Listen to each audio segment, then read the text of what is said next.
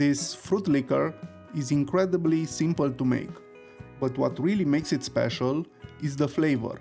By infusing fresh fruit directly in high-proof alcohol, you get a clean, intense flavor where you can actually taste each fruit individually. I'm using sour cherries, strawberries, raspberries, and blueberries, creating a smooth, fruity liquor that only takes a few simple steps to make. You'll find the full list of ingredients and exact quantities in the description, so you can easily follow along. Let me show you how.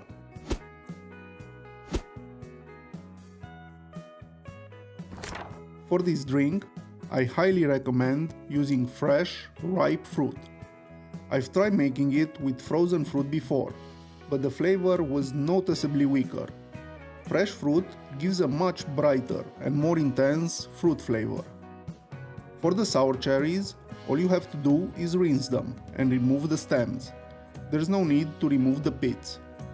For the blueberries and raspberries, a gentle rinse is enough. Finally, cut the strawberries in half or into quarters, depending on their size, to help extract more of their flavor. To extract all that fruit flavor, I'm using 96% neutral alcohol. I prefer this over spirits like vodka or brandy because it gives me a clean, neutral base without adding another flavor of its own. The fruit will already dilute it considerably and will lower the alcohol content even further when we add the water later. I'll pour the alcohol into a large enough glass jar to hold everything, then simply add all the fruit. You may notice that the alcohol is already red. I added the sour cherries about a week earlier because the other fruit wasn't available yet, so they simply had a little extra time to infuse.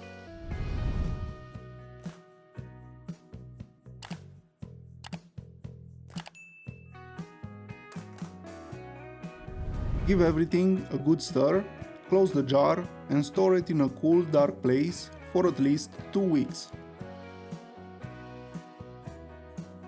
Give it another stir every few days just to keep everything mixed.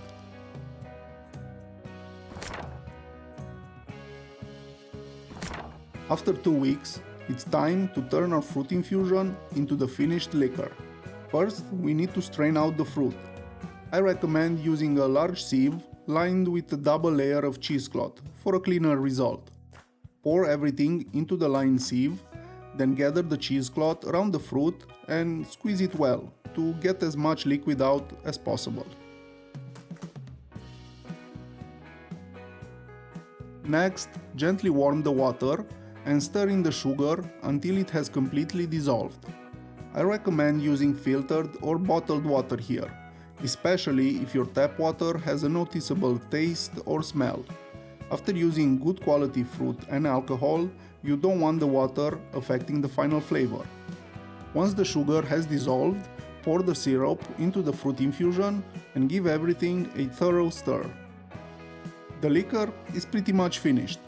Transfer it to a glass demijohn or another well-sealed glass container for long-term storage.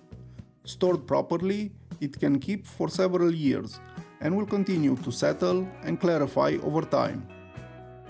You can also fill a nice bottle to keep chilled and ready for serving.